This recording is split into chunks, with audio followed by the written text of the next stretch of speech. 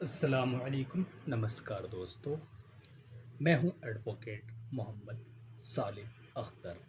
आज हम लोग बात करेंगे AIB 21 के मोस्ट इम्पोर्टेंट क्वेश्चंस के। जो पहला मेरा क्वेश्चन है, व्हाट इज़ हैबियस कॉर्पस, यानी हैबियस कॉर्पस क्या है। ये एक संवैधानिक रिट है जिसके द्वारा किसी व्यक्ति को अवैध हिरासत से मुक्त कराया जाता है, जो आर्टिकल 32 और आर्टिकल 226 के तहत ये रिट फाइल की जाती है। आर्टिकल 32 के तहत हम सुप्रीम कोर्ट में रिट फाइल करते हैं और आर्टिकल 226 के तहत हम हाई कोर्ट में फाइल करते हैं। अगर पुलिस या कोई व्यक्ति किसी को गलत तरीके से बंद कर ले तो कोर्ट आदेश देगा कि उसे तुरंत कोर्ट में पेश किया जाए। उसका दूसरा क्वेश्चन है, व्हाट इज मैंडेमस, यानी मैंडेमस क्या है। ये भी एक रिट है, किसी सरकारी अधिकारी संस्था को उसका कर्तव्य निभाने के लिए बाध्य करती है। ये भी आर्टिकल 32 और 226 के तहत फाइल की जाती है। आर्टिकल 32 जो सुप्रीम कोर्ट और आर्टिकल 226 हाई कोर्ट। जब कोई पब्लिक अधिकारी अपना काम नहीं करता तब कोर्ट उसे काम करने का आदेश देता है। ठीक है। अब हमारा तीसरा क्वेश्चन है, व्हाट इज सेसरारी, यानी सेसरारी क्या है। ये रिट उच्च न्यायालय द्वारा निचली अदालत के आदेश को रद्द करने के लिए जारी की जाती है। फॉर एग्जाम्पल, जब निचली अदालत अपनी सीमा से बाहर जाकर आदेश देता है तब उच्च न्यायालय उसे आदेश देता है कि आप अपने दायरे में ही काम करेंगे। Fourth question, what is prohibition, यानी प्रोहिबिशन क्या है। ये भी एक रिट है, निचली अदालत को कार्रवाई करने के लिए जारी होती है।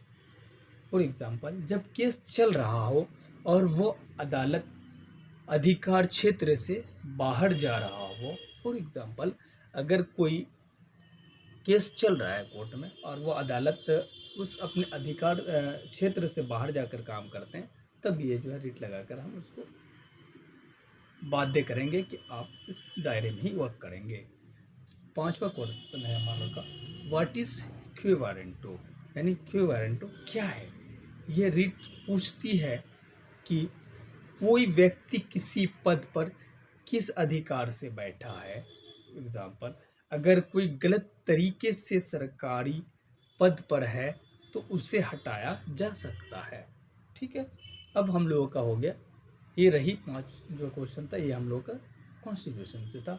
अब हम आ रहे हैं हमारा क्वेश्चन, नेक्स्ट क्वेश्चन है, व्हाट इज कॉमन इंटेंशन, यानी कॉमन इंटेंशन क्या है। आईपीसी की धारा 34 और धारा 3 सब क्लॉज 5 BNS, जब कई लोग मिलकर एक ही इरादे से अपराध करते हैं सभी आरोपी समान रूप से जिम्मेदार होंगे। ठीक है। हम लोगों का क्वेश्चन है, मर्डर और कैल्पेबल होमिसाइड में अंतर क्या है। मर्डर सेक्शन 300 आईपीसी जानबूझकर हत्या करना, और कल्पेबल होमिसाइड सेक्शन 299 मृत्यु का कारण बनना। मर्डर ज़्यादा गंभीर होता है। ठीक है। और हम लोग का 8वां क्वेश्चन है, व्हाट इज थेफ्ट, यानी चोरी क्या है।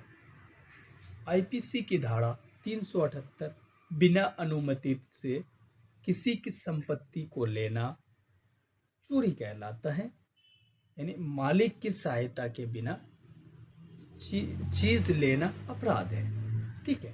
हम लोग के 9वां क्वेश्चन है, व्हाट इज FIR, यानी फर्स्ट इंफॉर्मेशन रिपोर्ट क्या है। CRPC की धारा 154 और BNS की धारा 173 पुलिस को दी गई पहली सूचना एंड एक्सप्लेनेशन, इससे जांच शुरू होती है। उसके बाद हम लोग का 10वां question, what is bail? Bail क्या है? आरोपी को अस्थायी रूप से रिहा करना, यानी सेक्शन 336, 337 सीआरपीसी, अभी 380, 382, 383 जो बीएनएस है। आरोपी को आरोपी ट्रायल तक बाहर रह सकता है। अब हम लोग जब बेल की बात कर रहे हैं तो इसमें और एक बेल है हमारा एंटिसिपेटरी बेल। क्या है? गिरफ्तारी से पहले जमानत, यानी सेक्शन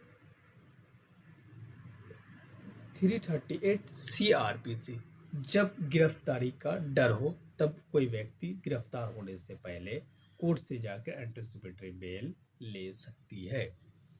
तो हम लोग का 5वां क्वेश्चन, सॉरी 12 क्वेश्चन यानी 12 क्वेश्चन है। What is burden of proof? यानी बर्डन ऑफ प्रूफ क्या है? ये हमारा जो है एविडेंस एक्ट का क्वेश्चन है।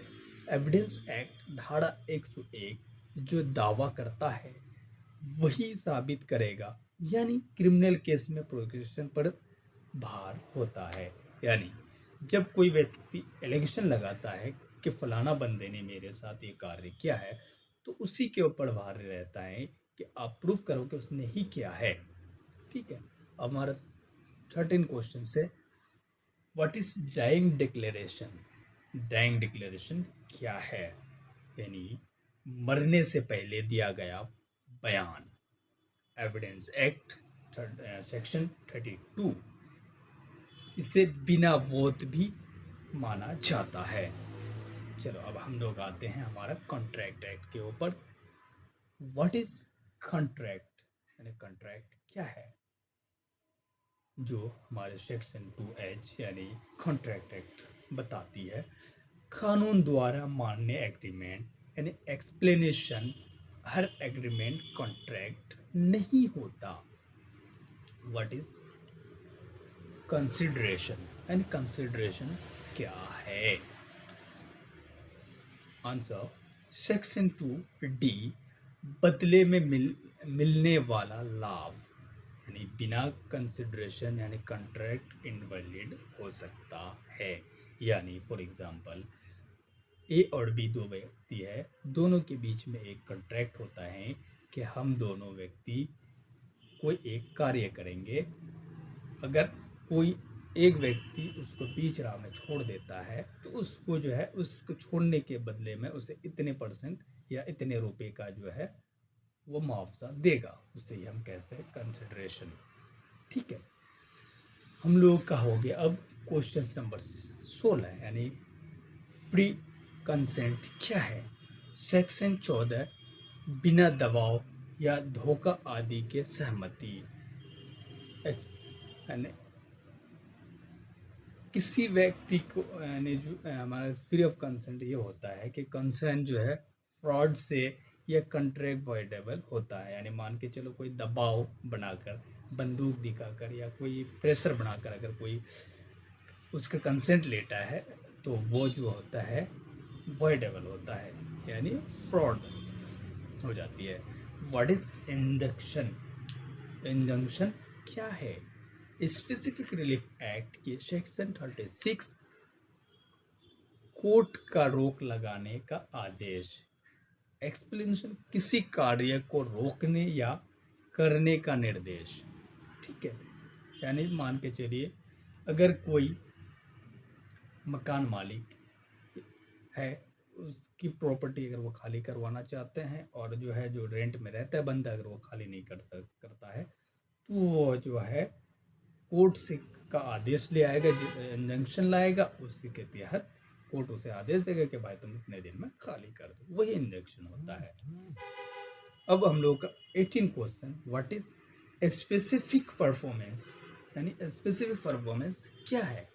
सेक्शन 10 कॉन्ट्रैक्ट एक्ट को लागू करवाना, यानी डैमेज के बजाय एक्चुअल परफॉर्मेंस करना, इसे ही हम कहते हैं स्पेसिफिक परफॉर्मेंस। उसके बाद हम लोग का क्वेश्चन है क्वेश्चन नंबर 19, यानी व्हाट इज आर्बिट्रेशन? यानी आर्बिट्रेशन क्या है? आर्बिट्रेशन एक्ट 96 निजी विवाद समाधान यानी एक्सप्लेनेशन, कोर्ट के बाहर फैसला करना। Question number 20 what is negligence, क्या है? नेग्लिजेंस लापरवाही से नुकसान पहुंचाना। जैसे कि एक्सप्लेनेशन, ड्यूटी ब्रीच डैमेजेस होना ज़रूरी है। ठीक है, अब हम लोग बात करते हैं आगे जो है, फिर हम लोग 20 क्वेश्चंस लेंगे। आप लोगों को अपना कीमती समय देने के लिए धन्यवाद, शुक्रिया।